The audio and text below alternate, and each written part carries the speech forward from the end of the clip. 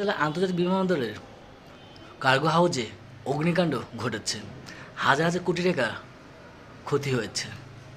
অনেক ব্যবসায়ী পথে বসে গেছে। অনেকে ভাবছে সে আর খাড়া হতে পারবে কিনা, যা আসলে দুঃখজনক।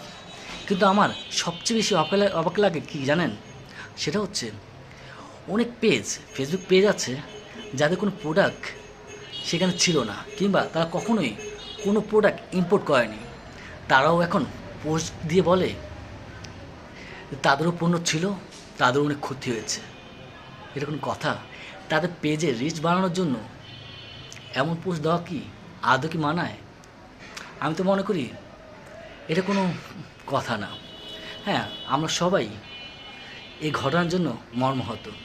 আমরা যাদের ক্ষতি হয়েছে তাদের প্রতি সমর্থন জানাতে পারি। আশা করি সরকার তাদের এই ক্ষতিপূরণের কিছুটা অংশ হলেও দিবে। কিন্তু যারা এই ভয়াবহ দুর্ঘটনার সময় তাদের স্বার্থ বিবেচনা করে, তারা আসলে কেমন প্রকৃতির মানুষ তা আমার সন্দেহ আছে। ভালো থাকুক বাংলাদেশ, ভালো থাকুক বাংলাদেশের অর্থনীতি।